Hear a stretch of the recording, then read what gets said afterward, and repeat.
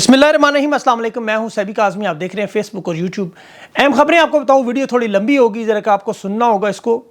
Core commander conference के बाद तहरीक इंसाफ के जलसे का एनओसी वापस हुआ, जलसा मनसूख हुआ। लोग जलसेगाह की तरफ थे लेकिन मामला ख़त्म हुआ। हाई कोर्ट ने दरवाजे बंद कर दिए, जज छुट्टी पर चले गए। दो तौहीन अदालत के मुकदमात भी हुए। अलीमा खान ने 2 अफसरान के नाम लेके बड़ी वार्निंग भी जारी की, वो समझना ज़रूरी है। खान के हवाले से इंसदाद दहशतगर्दी का जज खान के दीदार की ख्वाहिश कर रहा है। इस्तीफ़ा देने वाले जस्टिस शाहिद के बड़े इंकशाफात भी सामने आए और मखसूस नशिस्तों के मामले में मखसूस जजेस पर दबाव की तैयारियां भी शुरू हैं। पेशावर के जो साबिक कोर कमांडर है SIFC में, उनकी भी रिटायरमेंट के बाद तैनाती का मामला। पख्तूनख्वा में बम धमाके, ये किसका मंसूबा है? ईरान के सदर जो है वो लिबरलिज़म की तरफ नए सदर जाना चाहते हैं, शायद वो भी एक मामला आने वाले दिनों में बड़ा मामला होगा। डॉक्टर शीरी मज़ारी पार्टी छोड़ने के इंकशाफात भी बता रही हैं, वजह बता रही हैं। पंजाब में दफ़ा 144 लगा दी गई। अवाम के आपको मैं मसाइल बताऊँ, भूख, अफलास, गुरबत, खुदकशियाँ, लेकिन इस्लामाबाद की एलीट और काबीना के मेंबरान के अनोखे मसाइल सुन के आप परेशान हो जाएंगे, इनके मसाइल क्या हैं। और सबसे पहले लेकिन कोर कमांडर कॉन्फ्रेंस में 3-4 बड़े अहम नुकात थे। एक, हमेशा की तरह शुहदा को खराज तहसीन पेश किया गया, जो लाजमी होता है। अज़्म इस्तेहकाम ऑपरेशन पर जो तनकीद कर रहे हैं जो सारी सियासी जमातें स्वाय हुकूमत के, उस पर भी तशवीश का इजहार किया गया। तीसरा, मईशत के हवाले से जो मायूसी फैलाने वाले लोग हैं वो डिजिटल दहशतगर्द जिन्हें कहा जा रहा है, क्योंकि आपको पता है मईशत तो आसमान से बातें कर रही है, लेकिन जो लोग मायूसी फैला रहे हैं, जो लोग प्रोपेगेंडा कर रहे हैं, उनके बारे में भी बातचीत हुई। और ये बातचीत हर कॉन्फ्रेंस में होती है। ये लोग ही हैं पाकिस्तान की असल, आपको पता है इस वक्त मुआशी हालात के ज़िम्मेदार। और लेकिन तहरीक इंसाफ का जो इस्लामाबाद का जलसा इसके बाद कैंसिल हुआ, वो बहुत बड़ी बात थी। उसकी बहुत सारे लोग आपको वजूहात बता रहे हैं, लेकिन असल वजह मैं आपको बताता हूँ कि क्यों कैंसिल किया गया जलसा। इसमें आना था मौलाना फजल रहमान ने, क्योंकि ये जलसा तहरीक इंसाफ के प्लेटफॉर्म से नहीं था, ये तहरीक आइन तहफ़्फ़ुज़ मूवमेंट जिसका सरबराह महमूद अचकज़ई है उसके प्लेटफॉर्म से था। और इसमें सबसे बड़ी खबर भी यही थी कि मौलाना फजल रहमान की आमद थी। और देखिए, फजल रहमान इसीलिए ऐलान भी नहीं कर रहा कि मैं इनके साथ हाथ में ला के तहरीक इंसाफ करूँ, उन्हें यकीन नहीं है ये लोग खड़े होंगे।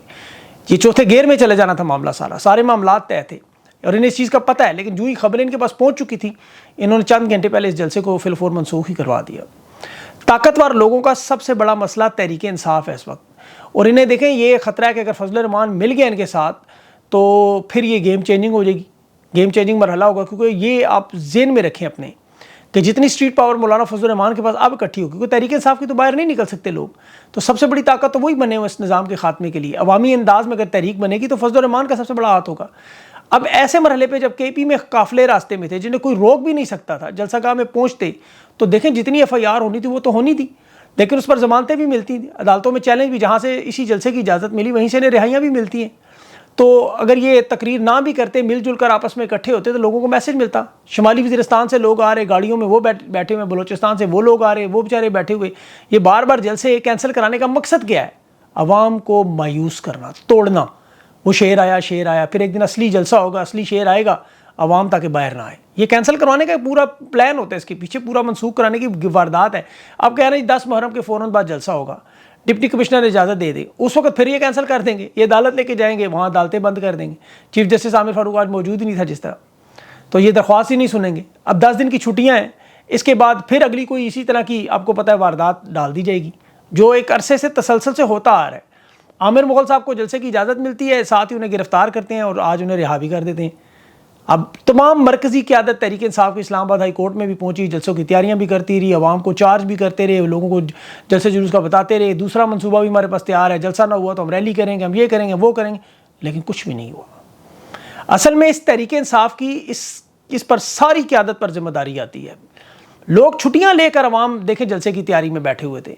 एक हफ्ते 2 हफ्ते से शोर मोमेंटम बनाया जा रहा था, ऐन वक्त पे ख़त्म करना। और ये पहली दफ़ा नहीं हुआ। आपको अगर मैं याद कराऊँ तारीखें, तो 23 मार्च को जलसे की इजाज़त मिली थी, सिक्योरिटी का बहाना करके कैंसिल हुआ जी, कि जी हाँ फ़ौज पाकिस्तान की मूवमेंट है, ये सेफ़ नहीं है। फिर उसके बाद रमज़ान से पहले लाया गया, फिर कहा जी रमज़ान में ताक रातें हैं, इबादत का महीना है, वो नहीं हो सकता। फिर ईद आ गई, ईद के बाद नहीं हो सकते, फिर लोग इस्लामाबाद से चले जाएंगे जहाँ लोग नहीं होंगे। फिर रवात जलसा मिला जी, वो दूर है बड़ा, वहाँ NOC नहीं देगा। इस तरह फिर फैसलाबाद का जलसा मनसूख हुआ, वो आपको याद होगा, कितना अरसा मामला चलता रहा। फिर गुजरांवाला का इसी तरह मनसूबा बनता रहा, वो मामला मनसूख। सरगोदा, पंजाब, मतलब एक जलसे का ये लोग सोच नहीं पाए। रिट पटिशन अदालतों में बस जमा करा के वहाँ चले जाते हैं लोग। यहाँ इस पाकिस्तान में इस जलसे की तैयारी में बैठे हुए थे। इस्लामाबाद पुलिस को एक हुक्म आया, सारा इनकलाब पानी फिर गया। مطلب ناچ نہ جانے آنگن ٹیڑھا، یہ تو سیدھی سیدھی بات ہے، دل آپ کو کرتا نہیں، ہوجتے ہیں ہزار. ڈپٹی کمشنر نے اجازت دی، کمشنر نے منع کر دیا، 2-4 بزرگوں نے دستخط کیے، 1-2 نمبر کاغذ بنا، جلسہ کینسل. اتنا سا تو معاملہ تھا. اب پاکستان میں دیکھیں الیکشن سے پہلے جب یہ پارٹی وجود میں نہیں آئی تھی، حکومت ان کی تحریک انصاف وجود میں، تو جلسے نہیں ہوئے. خیبر پختونخوا سے جلسے شروع نہیں ہوئے. آپ جتنی مرضی مخالفت کریں، خدا کی قسم حق سچ کی بات کرنی چاہیے، جسے بری لگتی ہے 1000 دفعہ لگے. شیر افضل مروت نے کیسے جلسے کیے، اس نے کیسے NOC ان جلسوں کے لیے، اور اسے حقیقت میں اسٹیبلشمنٹ کا ٹاؤٹ بنانے کی وجہ بھی یہی تھی، سائڈ پہ کرنے کی وجہ بھی یہی تھی. شیر افضل کی بہت غلطی ہیں، میں تو نہیں ڈیفینڈ کر سکتا، وہ پارٹی جانے ان کے بیانات ہیں، ان کا ڈسپلن ہے، لیکن جلسے کی حد تک، عوام کو موبلائز کرنے کی حد تک اس کا کردار پاکستان میں سب سے اوپر. جو مومنٹم بنایا عوام کو، جس طرح اس نے نکالا. میری ابھی ایک رہنما سے، PTI کے بڑے رہنما سے بات ہوئی کہ جی اسے اجازت ملتی تھی، ہمیں نہیں ملتی. اور شیر افضل مروت کو کون سی اجازت ملتی؟ جہاں جہاں اس نے دفعہ 144 کی خلاف ورزی کی مقدمات ہوئے، وہ عدالتوں میں 25-30 مقدمات ہوں گے، کیسز ہوں گے جتنا باقی ہیں. اب دیکھیں نا، تحریک انصاف کے ہر رہنما پر تقریباً 20-25-50 FIR تو موجود ہیں.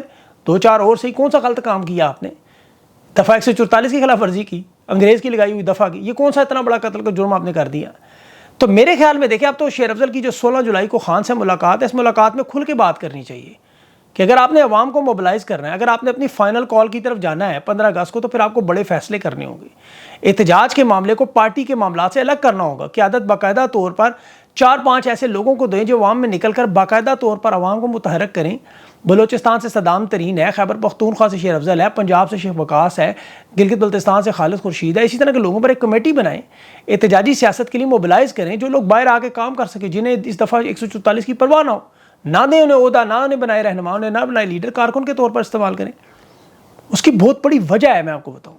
تحریک انصاف پاکستان کی سب سے بڑی پارٹی، جس کے پاس سب سے زیادہ مینڈیٹ فارم 45 کے مطابق الیکشن میں سب سے زیادہ جیتی ہوئی نشستیں، چاروں صوبوں میں موجودگی، پاپولیرٹی کے اس لیول پر ہے کہ پاکستان کی تاریخ میں کوئی رہنما، کوئی جماعت دوبارہ اس لیول پر نہیں آئے گی. پاکستان میں دیکھیں 100% تو پاپولیرٹی نہیں ہو سکتی. تحریک انصاف کی مقبولیت جو 80 ہے، یہ ہمیشہ رہے گی. اس طرح کی جماعت اب دوبارہ نہیں آئے گی. اور حالت یہ ہے کہ جلسہ ایک نہیں کر سکتے. جلسے، جلوس، کارنر میٹنگ، یہ عوام کے ساتھ ملنا، عوامی اجتماع، یہ عوام کے لیے، سیاسی جماعتوں کے لیے آکسیجن ہے. جب جماعتوں کے پاس عوام ختم ہو، رابطہ ختم ہو، زیرو ہو جاتے ہیں. اس کے بعد یہ PDM کی حکومت کے کیا حالات ہیں؟ یہ لاوارثوں کی طرح کیوں نظر آتے ہیں؟ عوام نہیں ہے ساتھ. یہاں اتنی بڑی اکثریت ہونے کے باوجود مسئلہ ہے. تو اس لیے انہیں عوام کے ساتھ جوڑنا بڑا ضروری ہے. اس میں یہ کیوں ناکام ہے؟ یہ جان بوجھ کر کے کمپرومائزڈ ہیں. اب دیکھیں یہاں پر ایک تو بڑی اہم بات آپ بتاؤں، طاقتور لوگ، اسٹیبلشمنٹ، جہاں بھی دنیا میں نا، سب سے زیادہ خطرہ ہوتا ہے کہ عوام باہر نہ آئے. یہ ماضی میں، حال میں، مستقبل میں، سب میں ہوتا رہے گا.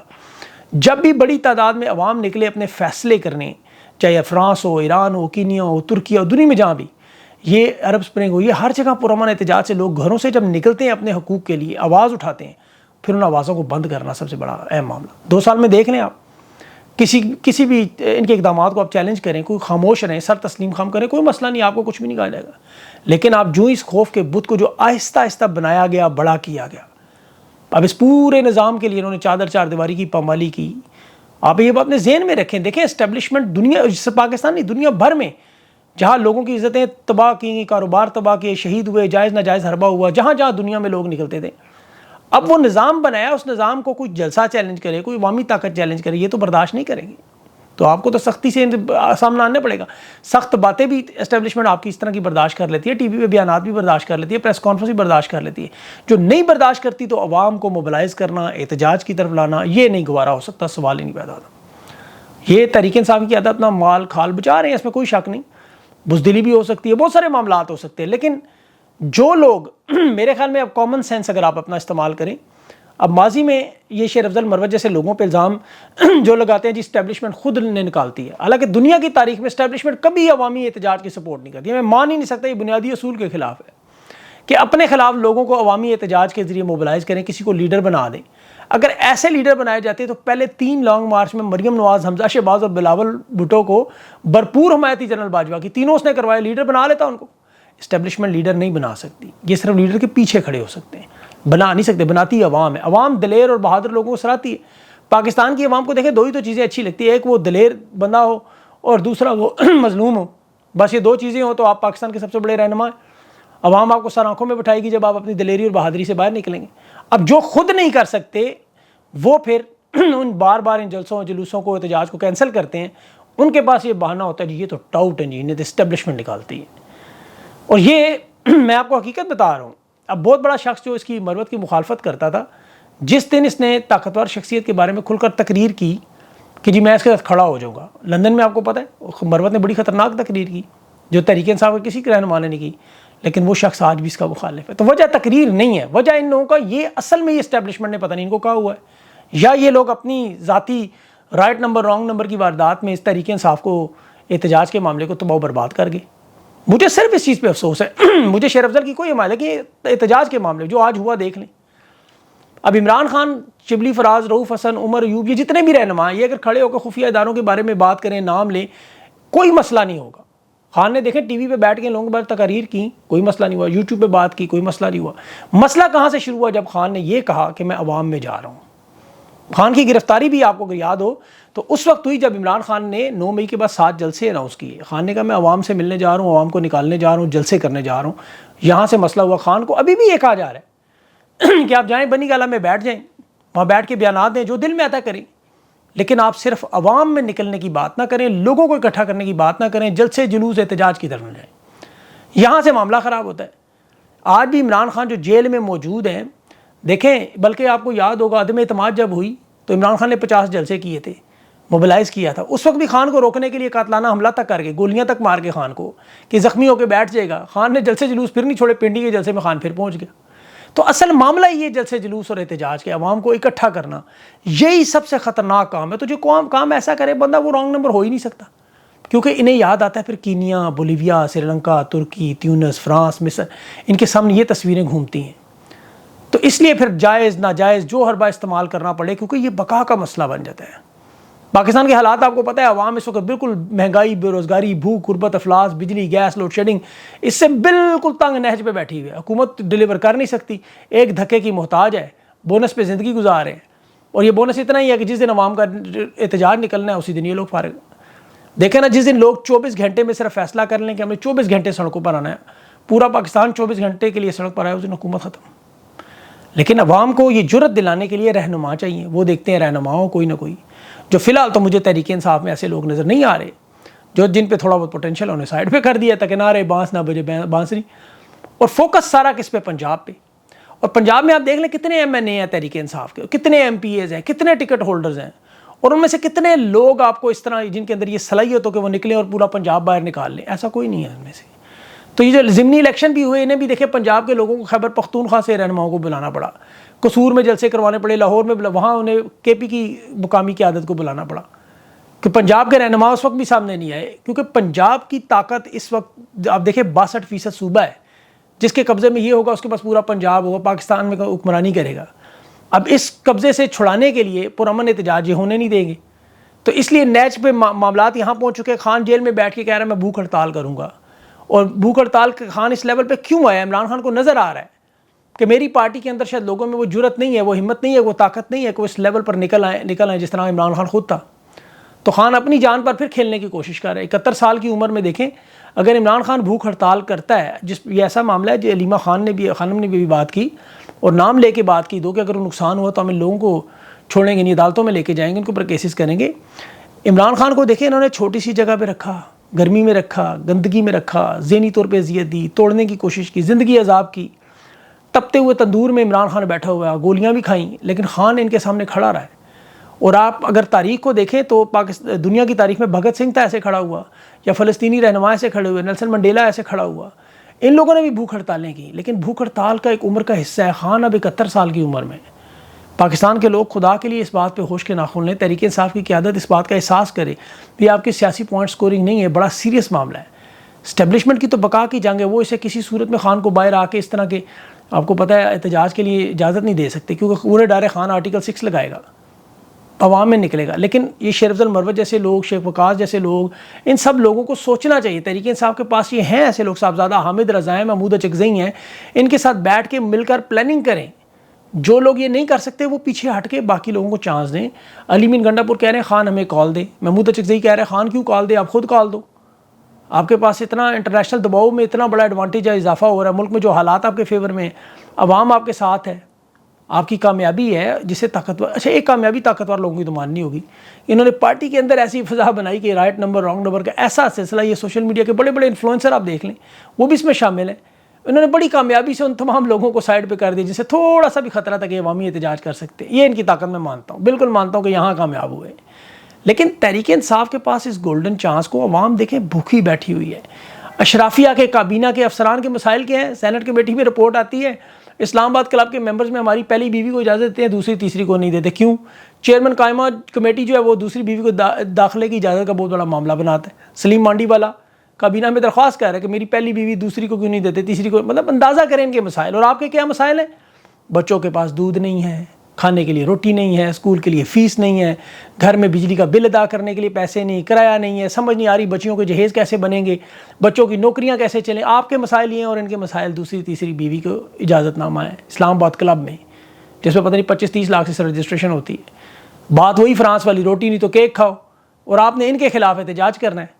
دودھ پیرس سے مہنگا، بجلی امریکہ سے مہنگی، پیٹرول تائیوان سے مہنگا، گندم بھارت سے مہنگی، تنخواہیں ایشیا میں سب سے کم، ٹیکسز دنیا میں سب سے زیادہ لگ رہے ہیں، اور بلاول زرداری کہہ رہا تھا ویلکم ٹو پرانا پاکستان۔ تو یہ پرانا پاکستان لے آئے ہیں، آپ کو نئے پاکستان میں جانا ہے تو آپ کو احتجاج کرنا ہوگا، پرامن طریقے سے نکلنا ہوگا۔ ججز کو دیکھ لیں، مخصوص نشستوں کا معاملہ ہے، ملک شہزاد صاحب، ان کی بیٹی کا ٹریفک حادثے کا ڈال کے کیس، طارق جہانگیری پہ لا ڈگری کا کیس، محسن اختر کیانی کے خلاف ریفرنس، یہ وہ تمام ہے جنہوں نے سپریم کورٹ ہائی کورٹ میں تحریک انصاف کے مینڈیٹ کا فیصلہ کرنا ہے۔ دیکھیں پنجاب میں وہ ابھی جج ہیں جسٹس ریٹائر شاہد جمیل صاحب، جن کا میں نے کل آپ کو بتایا تھا انٹرویو ان کا آیا، اب پنڈورا باکس کھولا انہوں نے کہ جی خفیہ ادارے پیچھے لگتے رہے، 6 ججز کا معاملہ سپریم کورٹ قاضی سنتا نہیں تھا، تو اس لیے 6 ججز نے اس طرح خط لکھ دیا۔ تحریک انصاف کے جتنے کیس تھے وہ کس طرح نون لیگ کے جو لگائے ہوئے جاتے، باقر نجفی جیسے لوگ ان کے پاس جاتے رہے، حمزہ شہباز کو ضمانتیں کیسے ملتی رہیں، انہوں نے کھول کے سارا بتایا، لیکن استعفیٰ بھی دیا انہوں نے کہ دباؤ تھا میرے اوپر بھی، ویگو ڈالا پیچھے لگا رہا تھا۔ لیکن میرے خیال میں اب اہمیت نہیں، جب آپ استعفیٰ دے کے چلے جائیں تو پھر آپ کی وہ میدان میں نہ ہو تو پھر کوئی فائدہ نہیں، موقع وہی جو لڑائی میں کام ہے، لڑائی کے بعد نہیں۔ ڈاکٹر شیریں مزاری بھی کہہ رہی ہیں، مجھے میری بیٹی کو فون کر کے کہا مسنگ پرسن بنا دیں گے، پارٹی نہ چھوڑی تو پارٹی چھوڑ دی، بس چھوڑ دی تو چھوڑ دی، اب آپ سائڈ پہ ہو جائیں، بس اب ٹھیک ہے، جو ہے ان کو کرنے دیں کام، جو دباؤ والے لوگ ہیں ٹھیک ہے، ان کے ساتھ جو ہوا وہ بس ٹھیک ہے، اس کو نا اللہ کی رضا سمجھ کے سائڈ پہ ہو جائیں۔ اب بم دھماکے دہشت گردی خیبر پختونخوا میں اسی لیے کی جا رہی ہے، ادھر حالات اس طرح بنائے جائیں، آپریشن لانچ کر کے لوگوں کی توجہ ادھر ہٹا دی جائے۔ تو پاکستان کے لوگوں کو سوچنا ہوگا، جو میں نے باتیں کی بڑی کڑوی کسی لیے ہو سکتے ہیں، بہت سارے لوگوں کو پسند نہ آئے، لیکن حق سچ کی بات کرنی چاہیے، جیسے بری لگتی ہے لگتی رہے، اپنا کام تو آئینہ دکھانا ہے، دکھا دیا۔ اب انشاءاللہ انٹرویو میں بات کریں گے بہت سارے رہنماؤں میں۔ اپنا خیال رکھیں، مجھے اجازت دیں، اللہ حافظ۔